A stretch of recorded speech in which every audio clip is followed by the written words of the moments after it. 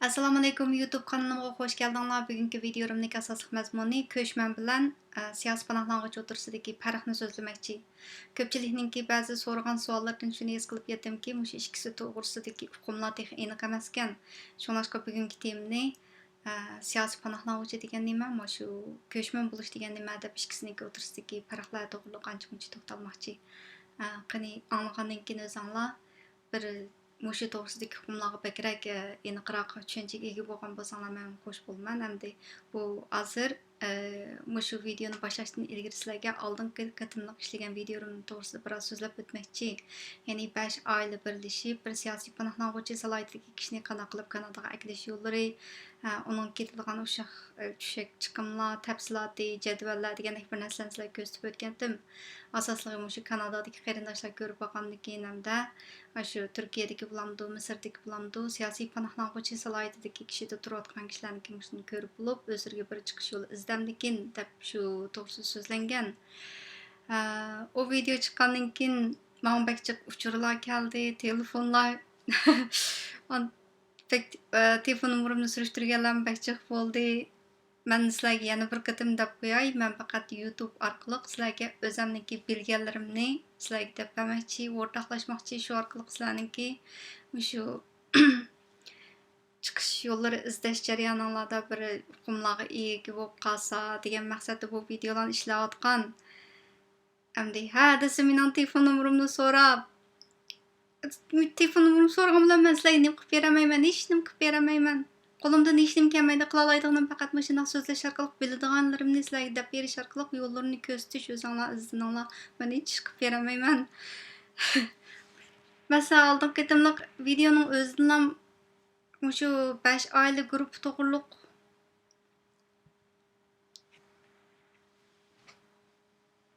shu 5 oila birlashib bir guruh bo'lib nima qilgan shu siyosat to'g'riliq so'zlagandim. Buningki eng oldingi sharti sizningki shu shartlarga tushishingiz kerak eng oldi bilan. Masalan, siz qanday shartlarga tushishingiz kerak deganda mana maya turdi. Birinchi bo'lib sizni sponsor qiladigan odam bo'lish kerak Kanadada. Sizning bormi yo'qmi? Outside of their home country, ya'ni o'zingizniki asldagi davlatingizning sirtida bo'lishingiz kerak, Kanadada emas bo'lishingiz kerak. Undan boshqa o'z davlatingizga qaytishni xohlamaydigan bo'lishingiz kerak, shu ketmaydigan bo'lishingiz kerak degan bir muncha narsalar. Andan keyin bu convention refugee va ishqilib shu refugee statusini olgan bo'lishingiz kerak. Ya'ni qo'lingizda bir materiallar bo'lishi kerak. Siz men bilan aloqalashib bir muncha meni u gaplarga sevitib, BDD qog'ozini amdasam bo'lamdi deb o'tasangiz, vaqtim zoya qilmanglar undaq. Mening bilan ayrim paranglashsanglarmi, men hech qilib beramayman. Men faqat mushu sizlarniki yo'llaringlarni ko'rsatib berguchi xolos. Endi qaraylik, mushu sizlarga yana boshqa bir narsani deb beray. Sizniki chiqib nima qilishdan ilgari bu 5 odamniki qanday bo'ldi deganda, shu men dedim sizga, bu 5 odam bo'lsa, sizga kepil bo'lsa, siz buni tekshirishlardan o'tasiz. 5 odam degan sizniki 1 yillik chiqimingizga ega bo'lish kerak. 1 yil jarayonidagi. Andan keyin mayda bir muncha o'chirib turayman. Mayda sizlarga sponsorship cost table deb buni bir munchalik pulni bankka qo'yish kerak deb chiqargandim. Ya'ni o'zingizniki oila jon soniga qarata muncha pulni sizga qo'yib berib, 5 odam birlashib, andan keldi. Siz birinchi bo'lib oldi bilan odam teping, odam topib, hech nimangiz yo'q. Men sizga nima qilib bera olmayman sizga? Meni akiting degan bilan. Yo, ba'zilarniki gapiray, ba'zi hamda undaq desam, ko'ngillarga kamsin tushunman hamda hozirgi ahvolimiz shu bo'lgandan keyin.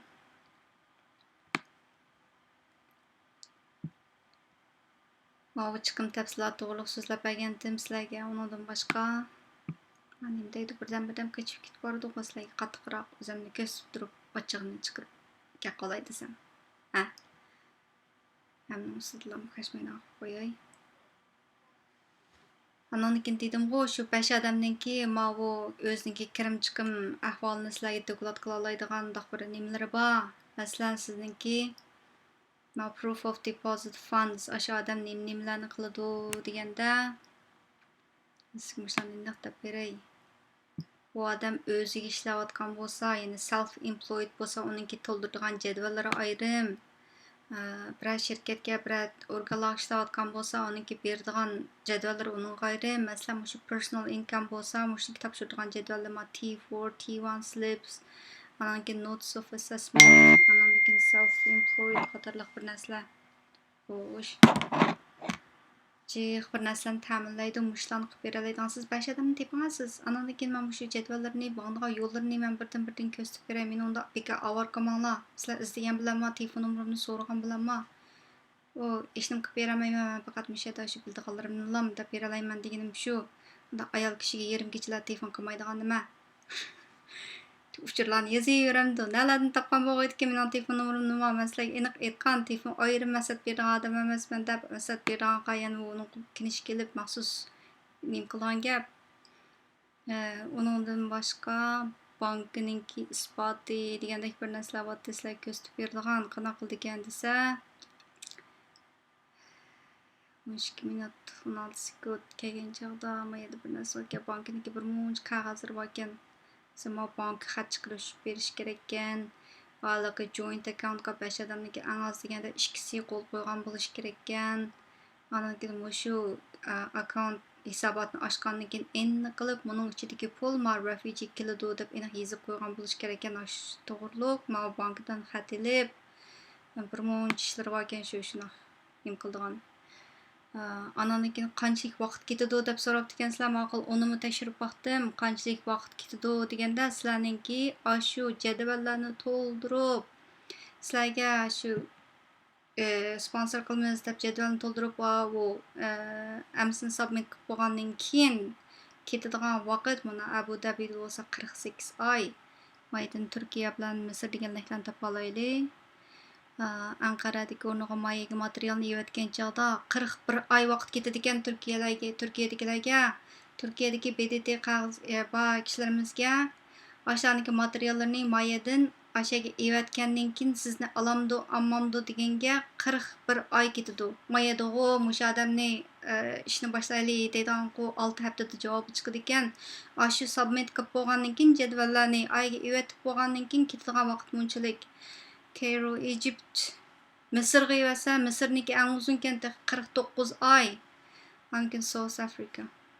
Janubiy Afrika tarafdagilarniki 56 oy, bularning texindan uzun ekan. Sizdan akilimiz deb sizni kepil bo'lgandan keyinmi mushunchalik vaqt ketadi ekan degan gap. Mush to'g'riliq deb bergan gaplarim mushunchalik oldingi mazmunda, oldingi G5 to'g'riliq o'tgan nimalarimiz Group of 5 ninki tafsili oldingi videoning munosabatli mazmunlar, ularninki degan shu nima qildigan jadvallari keyinda bir muncha tizimliklar borki, shu jadvallarni bir muncha to'ldirgan, uning qancha vaqt ketadi uni bilmayman. Oldingi video chiqqandan keyin tarafdan Kanadadagi kishilarimiz chatoq yo'q, mening shartim tushdi, men qila olayman deganlarimiz chiq bo'ldi. Hatto 5 odam birlashib guruh tuzab ishni ma'noqalarmi shu birlashdiganlar birlashib bo'ldi. Bundan burunmi Ruqiyat Turdish xonim qilib ekandik. Asos qilmag'ini shu tashkilotlar orqali qilmagan ekandik. Endi bu 5 oylikniki birlashib qilgan ishlarini bu video chiqqandan keyin yana aktivlik bilan ovoz qo'shgan, meningda chatoq yo'q deb kelgan qarindoshlarimizmi shuni aloqa qilgan qarindoshlarimiz xili bor. Qolgani Xudoyimga omonat. Sizlarga boyagi jadvalni ko'rsatib o'tgandek, ya'ni sizlarga kepil bo'lamiz deb jadvallarni topshirib bo'lgandan keyinmi ketadigan vaqtlarni shunchalik 47 oy, 49 oy bo'lsa qanchalik bo'ldi? 3 yil, 4 yildan ortiq degan gap bo'lamda. Hamma nimaga vaqt ketadi ekan shu. Siz u yerdan meni ketang deysiz. Men qanaqa ketman? Siz yo bir qaynotamning uyiga yomonlab ketib olgan erim bo'lmasangiz, meni ketang desangiz berib kelib oldigan. Uning ustiga men hech nima qilib beramayman. Bo'ldi, mushunchalik bo'lsin. Bu to'g'riliq deydigan gapim. Yangi ishlar bo'lsa, anglaganim bo'lsa, anglag'animcha, bilganim bo'lsa, bilganimcha kesib etsam shu dokument to'rbetining ichiga kirib sizlarga ko'rsatib berib beryapman. Shularni hozir yolg'on xato uchurlar ketib qolmasin deb shunlashqa ba'zi gaplarimni aniq anglaganim angladim yoki musulmon ko'rganlarim madax siyosatlar bor ekan deb beryapman. Xudoyim osonlik qilsin hammamizga. Әмді рәсми başlaydımı? Özümdeki video to'g'riliq işlemoqchi bo'lganim bugungi videoniki mazmuni ko'chman bilan panohlang'uvchi degan ikkisini o'tirsib farq. Ko'chman degan oldi bilan qanday bo'ldi desa, siz bir yerdan yana bir yerga o'tkalmoqchi shularmi? Ya'ni o'zingizningki turmushingizni yaxshilash uchun boshqa bir yerga o'tkalmoqchi. Masalan, o'qish bilamdi, xizmat bilamdi, yo boshqa shu bir necha yil turib turay, boshqa bir yerga berib yashab boqay degandek mazmunda, shundoq niyatda bir yerga mangsanglar, ko'chsanglar, uni ko'chman deb ataymiz. U ko'chmanlarniki odatda xohlagan vaqtda yurtiga berib kelsa bo'ladi. Mandaq yeri bor. Endi refugee, ya'ni bu siyosiy panohlik tilaguvchi deganninki hukmi o'xshamaydi. Bu qandaq desanglar, o'zining davlatidan boshqa bir yerga berib, o'zining davlatiga qaytarmaydigan, ham qandaq qaytarmaydigan degan joyda bir necha sabablar bor. Birisi urush bo'layotgan bo'lsa, urush sababidan, yana birisi o'zininki siyosiy ko'z qarashi o'xshamaslik sababidan, o'zi ma'lum bir tashkilotniki odami, ma'lum bir partiyaniki odam bo'lib, o'zininki shu burunqi partiya tashkiloti ichidagi ixtiloflar sababidan ashyadan qochib chiqqan bo'lsa, uningdan boshqa yana o'zininki diniy e'tiqodi sabablik, o'zininki asli yurtida diniy e'tiqodi sabablik bir shu nimalarga uchirsa, nimalarga uchirsa, gapim topolmay ketib bormangu. Uningdan boshqa yana o'zininki jinsiy farqi to'g'riliqmi bir discriminationga uchirsa, umi shu refugee bo'lgandan keyin asosli sabablarning biri bo'la oladi. Mushlarni birdan tushuntirib bo'lsa, masalan, urush bo'layotgan bo'lsa, albatta uni tushunamiz. Bayqilgi 5 oila birlashib bir siyosiy panohlang'uvchini akildi deydigan program so'zladimku. Uningdagi talab qiladigan materiali, akiladigan odam cho'qim UNHCR'niki qog'ozi yoki bo'lmasa ikkinchi bir davlatniki buni odam panohlang'uvchi deb chiqib bergan bir salohiyati bo'lishi kerak dedik-ku. Ammo bu urush bo'layotgan yerlardan kelgan davlatlarniki ikki davlatdan, birisi Suriyadan, birisi Iroqdan kelgan bo'lsa, u dokumenti bo'lmasin bo'laver degan. Qolgan davlatlarniki Chinadan kelgan, Afg'onistondan kelgan, u yerdan bu yerdan kelganlarning hammasiniki cho'qim o'ziniki siyosiy panohlik tilaguvchi ekanligini isbotlaydigan material bo'lishi kerak ekan. Panohlang'uvchiniki bir sharti o'ziniki yurtida urush bo'layotgan bo'lsa dedik, sabablarniki biri.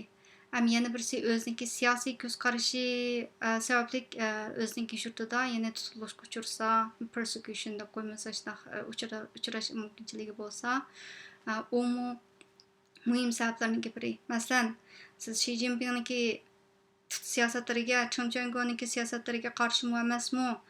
Shu to'rlarga shunga oid qarshi harakatlarda, fikrlarda harakat qilayotgan bo'lsangiz, yana bir davlatga borgan vaqtda sizniki shu faoliyatlaringiz, ya'ni aktivizm sizniki shundaqiligi shu siyosiy ko'z qarashingizni shu to'rlarda o'zingiz ifodalab kelayotgan bo'lsangiz, yana bir davlatga borgan chog'da shuni muhim shu paket asosida qilib siyosiy panohlik tilasangiz bo'ladi degan gap. Yana birisi diniy e'tiqod dedik, bu aniq. Masalan, siz islom diniga e'tiqod qilyapsiz, yurtingizga borsangiz, islom diniga e'tiqod qiladiganlarni so'laydi, tutadi. Bunday sabablar biz siyosiy panohlik tilaguvchiniki shu shartlarniki biri panohlik tilayalaydi demoqchi endi. Shu gapim topolmay ketib bormangu. Yana bir sharti yana nima dedik? O'ziniki jinsiy qarashi dedik. Kanadada erlar bilan erlar to'y qiladi, ayollar bilan ayollar to'y qiladi. Bunday ishlar umumyuzlik jamiyat uchraydi. Buni hech kim bir yerda bir narsa demaydi bu yerda. Qanday yashagangiz bo'lsa, o'zingiz qanday yashagangiz bo'lsa, shunday yashaysiz. Ba'zi davlatlar bor, o'ziniki shundaqiligi lesbian yoki gay deb qo'yamiz. Shundaq sabablik o'lim jazosiga hukm qiladigan davlatlarmi bor. Shundaq davlatlardan qochib kelib, Kanadaga kelib, men bundaq sabablik tufaylidan o'z yurtim qaytarmayman, o'z yurtimda mundaq bir nimalar bor, shu jazoga uchrayman deb shuni sabab qilib o'zi siyosiy panohlik tilasa bo'ladi. Bu Kanadaga men kelishdan ilgari shu odamlarni faqat er va ayol deb ikkili jins deb o'ylaydigan burun vatandagi chog'larimda. Bu yerga kelgandan keyin, bu anandan keyin davomliq masalan bu shu jadvallarni to'ldirgan joyda Kanadada qanday bo'ldi desa, jinsingiz ermi yoki ayolmi deb so'ramaydi. Ayol degandan sirt, ya'ni siz o'zingizningki jinsini qandoq deb qaraysiz deb mandaq so'raydi bu yerda. Hozir bu deyotgan gaplarimni sizlar anglab, hozir kulayotgan bo'lsanglar yo ochiqlayotgan bo'lsanglar, demak Kanadaga kelib yashashga texim mos kelib bo'lolmaysizlar degan gap. Hammani to'g'ri tushunish kerak.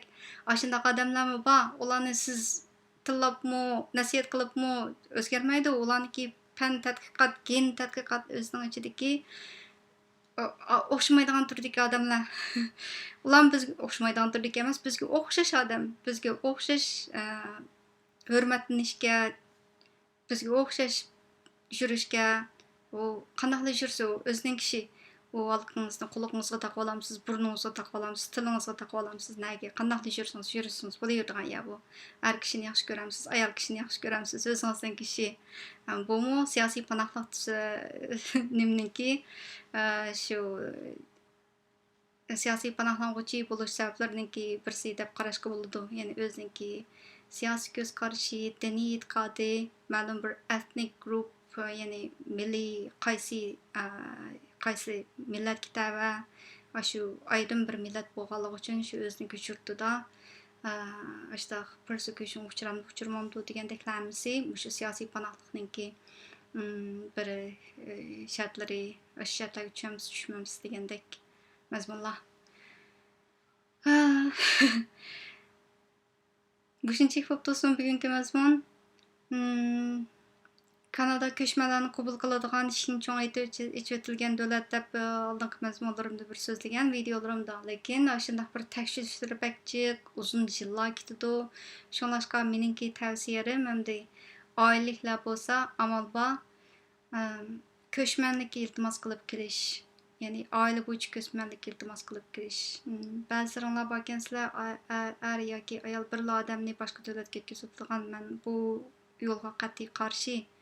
Aile bo'lgandan keyin ayrilmayli, vatanda ayrilib ketib bordi oyliklar. Bu boshqa bir davlatga chiqibmi undaq bolalarimizni tashlab qo'ymayli. Amal bor. Tang epmadigan, tang ko'chadigan, tang o'tiraqlashadigan ashundoq yo'llarni tanlayli. Sayohat vizasi bilamdi, boshqa viza bilamdi, viza iltimos qilgan chog'dimi asosan men oilalarniki ayrilib ketishga qat'iy qarshi turadiganlardan. Shunlashqa meniki tavsiyalarim ko'chmanlikka iltimos qilib beqing.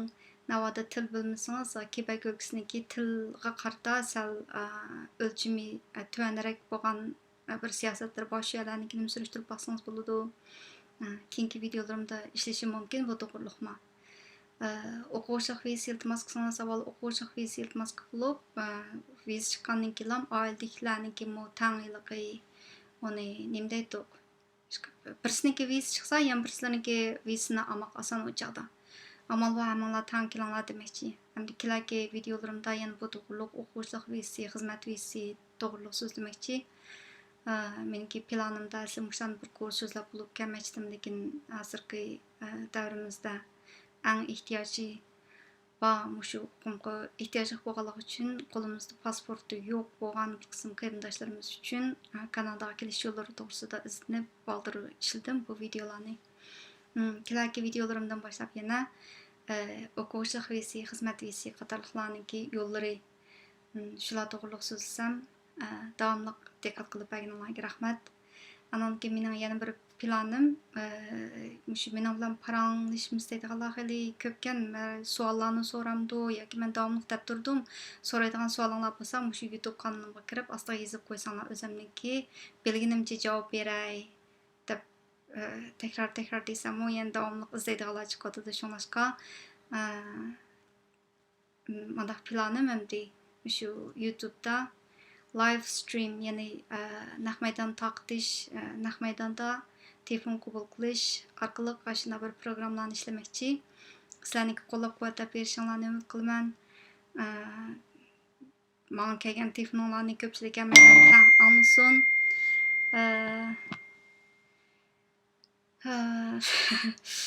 Facebook'da deb o'tganimga o'xshash shunday hozirgi davrimizningki guvohchilari biz.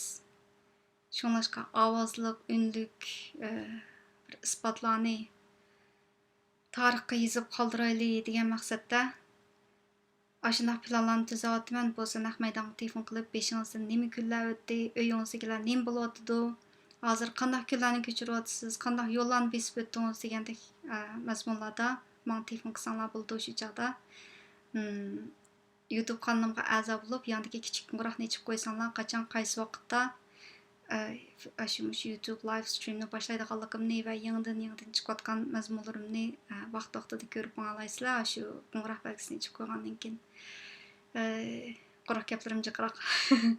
Shunaqa bo'lsin, pat-pat kirib kanalımga uni buni ko'rib qo'yib turinglar. Ishlaringlar o'ng'ishli bo'lsin. Xush xudoyim qolmani ekansa.